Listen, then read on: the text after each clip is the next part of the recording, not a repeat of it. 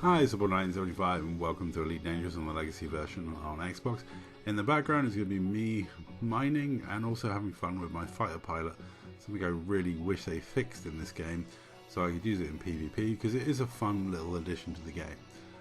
The fighter pilots are cool and I pay a fortune for my fighter pilot and I very rarely use him. I only ever have him out when I'm doing this sort of stuff. Now today what I want to talk about is the Digital Services Act, which is the European's new law, the EU's new law around the internet, which, man, between them and Canada and the UK, we are trying to ruin the internet. Totally and utterly ruin the internet. Now, before I get into that, let's just say in this clip, you'll see there's an enemy. I choose my fighter pilot to attack it. Let them fight. Yeah, so while I'm mining, I like to flick backwards and forwards and just see how my fighter pilot's doing in that fight that he's having with that NPC. But as to the new EU Digital Services Act and the Canadian new law, which I don't even know the name of, the European Union and the Canadians are out to fight disinformation on the internet. They're planning to be the arbiters of truth, and stamp down on disinformation and misinformation. Now the interesting thing is who are the arbiters of truth and how do you define what is and isn't disinformation, and also how does that affect things like freedom of religion, freedom of speech? It's all a very interesting subject. And when it comes to the Germans, I mean, Germany has this little graphic shows they block a lot of YouTube videos, an awful lot of YouTube videos. Germany has some of the most fiercest hate speech laws in the world.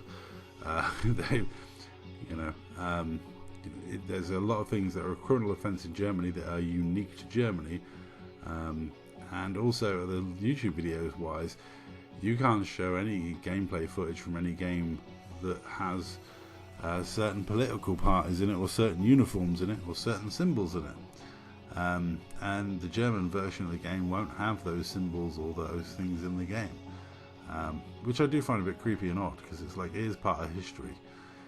Even history channels get censored on YouTube for this sort of stuff in certain countries, and it's kind of, that freaks me out a little bit, because it is history and it's not like they're spreading disinformation, they're actually telling accurate truth and they still get censored.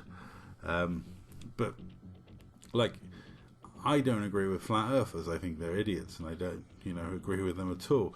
I love watching their videos and I love watching people debunk their videos because it just amuses me and it's funny. But if disinformation is no longer allowed, will they be banned? Will flat earthers cease to exist online? I think that would be a shame.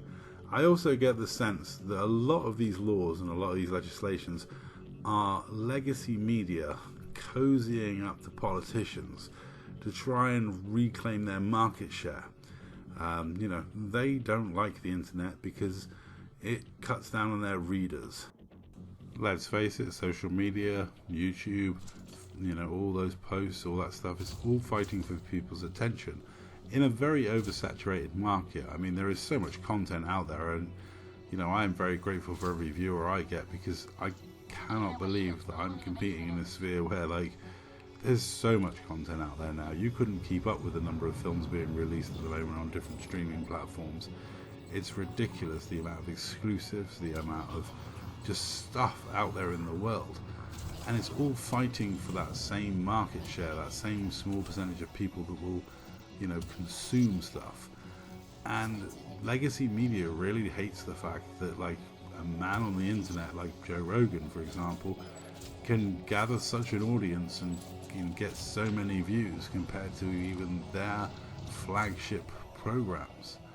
And yeah, I do believe legacy media wants to cut back at the internet, and a way to attack the internet is to basically try and over-legislate for it and do these weird and wonderful laws claiming that you're going to punish platforms for having disinformation on their platform.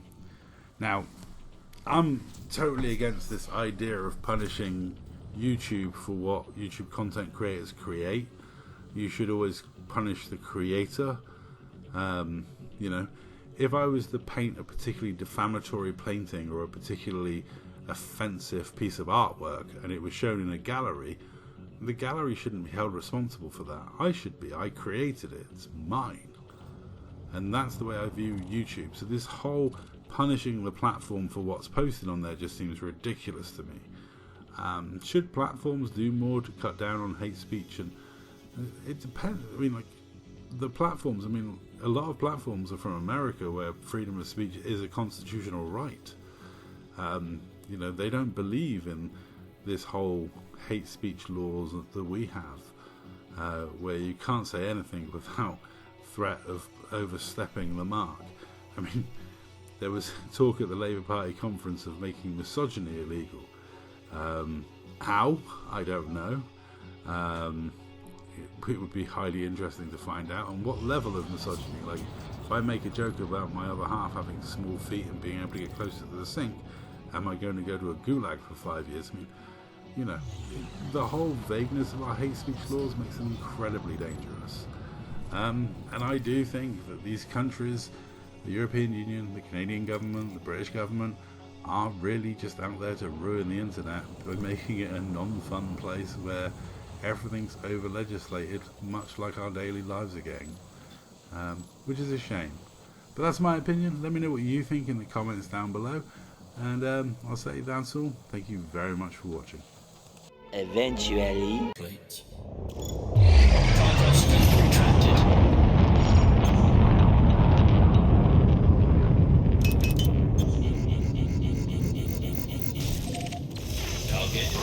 Looks like we got him. I'm not picking up any more threats on my scanner.